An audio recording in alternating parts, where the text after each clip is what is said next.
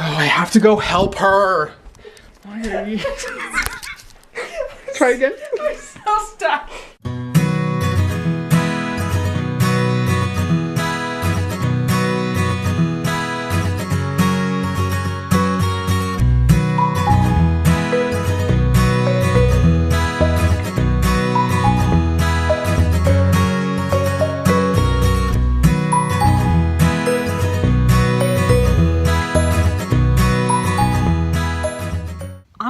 With you guys. It is getting increasingly more difficult to find the motivation and desire to go to school and work. And not because I hate those places. I love my workplace. Sorry, every time I film, I notice these weird wispy hairs that I just have everywhere. Anyway, I enjoy work. School's not that terrible. All I want to do is be at home, painting cribs and sewing tiny dresses and setting up my nursery because I am nesting hardcore and I still have a good at least 2 months before these babies come. But I just want them now.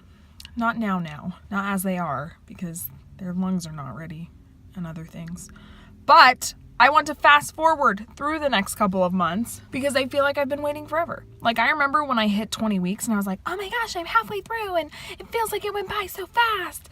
It's been 5 weeks since then and I feel like the last 5 weeks has been a million years. I just am very nesty right now and it makes it hard to want to do anything else. Happy Friday, everybody! I hope you had a great week. Better than mine. I had another substituting job get canceled today, 5 minutes before I was gonna leave to go. So that was a little upsetting. There are plans for the future for me and for our little family that's being created. There are plans in the future because I've come to realize substituting is not as consistent as I was hoping it would be, and it's just not being what I wanted it to be. So there are plans. Ultimately, golden goal, fingers crossed, is that I get a teaching job somewhere for the next upcoming school year. But there's a summer break happening until that time. So I have to find something for the summer. You catch my drift? You get what I'm saying? So there are plans. That's all I'll say for right now. But I've just been cleaning and stuff. That's what I've been doing. But as I've been cleaning, I forgot to show you guys that I bought Liesl some surprises the other day when I took her to school and then I had an hour to kill. So I bought just some decorations because I went to Hobby Lobby and everything was half off. So it was great, it was a deal. So I got 2 things, one for our living room area and then one for the baby's nursery. So this is the first thing that I got that is just for our living room. So it's just a little S with a flower on it with some distressed wood around the sides. I thought it was pretty cute, just for our little family going on. And then for our baby's nursery, I got this because we are theming our daughter's nursery Peter Pan theme. Because it's Peter Pan theme, it's kind of turning into a Tiger Lily type nursery. More like the Indian Peter Pan rather than the Lost Boy Peter Pan. But also, the Lost Boy Peter Pan is also kind of Indian and native. So that's what we're doing. But I just bought this, Your Best Adventure, because it kind of ties in with our theme of life. Adventure is out there. You are our best adventure. I proposed to Liesl, said so the adventure begins. Life with you is my favorite adventure. I mean, there's a theme here, people. There's a theme to our lives. So I just bought that for the baby's nursery because I thought it was cute.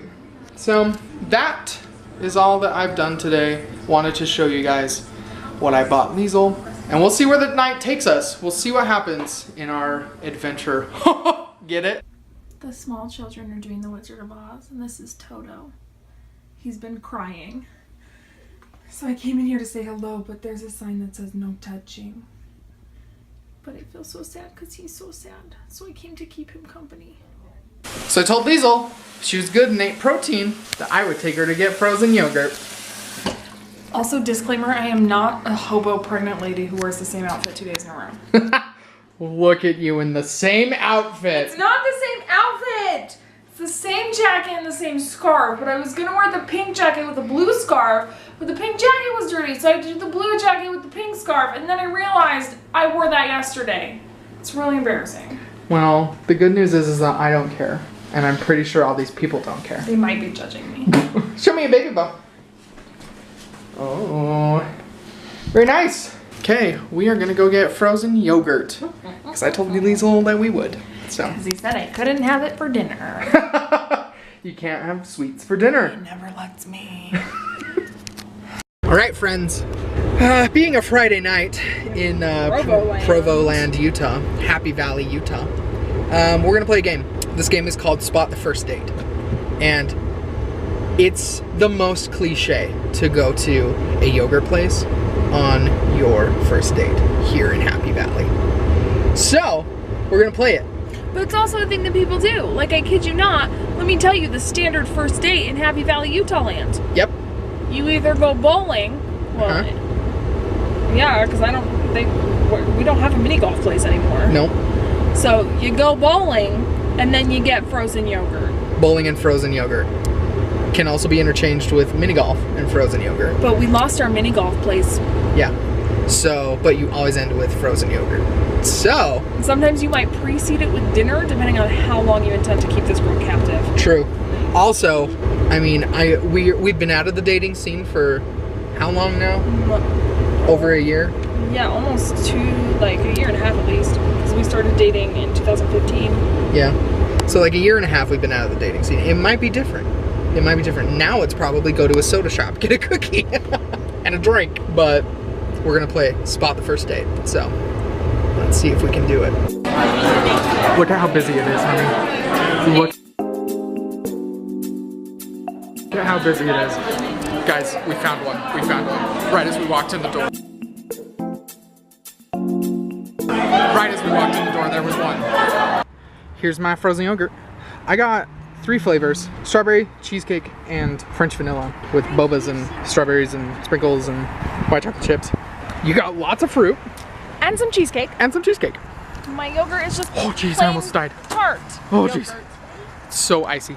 We didn't want to stay there because there were so many people there. Also, there was nowhere to sit. So, is it unlocked? I don't think I locked my truck, everyone. Interesting. Okay, I'm putting you down so I can get in the car. So, it's totally inconceivable that I should take a shower alone. I come in here and baby always sits and waits for me on the bath mat so that he can help dry my ankles off with his tongue when I'm finished. And then there's little one who prefers to parkour it up to his perch on top of the cupboards where he can observe his kingdom all at once. So this is my shower posse, friends. Every single day.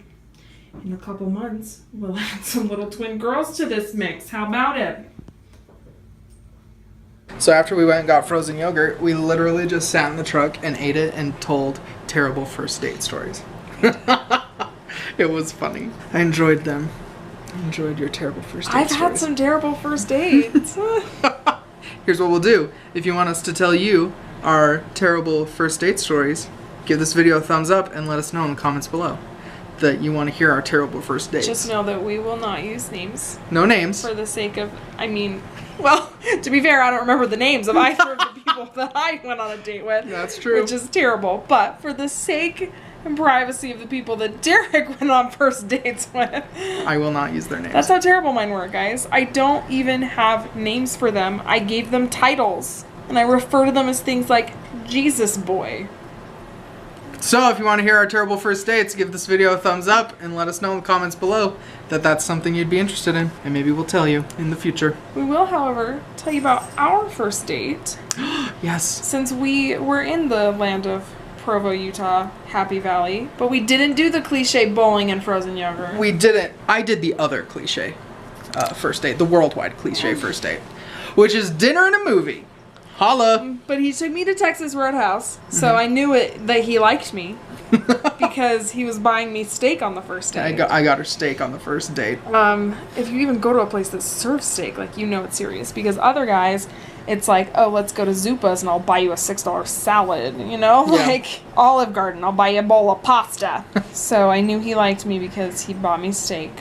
but also we went and saw The Martian, and now he weirdly thinks that I love space movies. No, I don't weirdly think you love space movies. I always say that we should go see space movies. But you weirdly for a long time did think that That's had true. it in my head in your head that I loved space movies. That's true.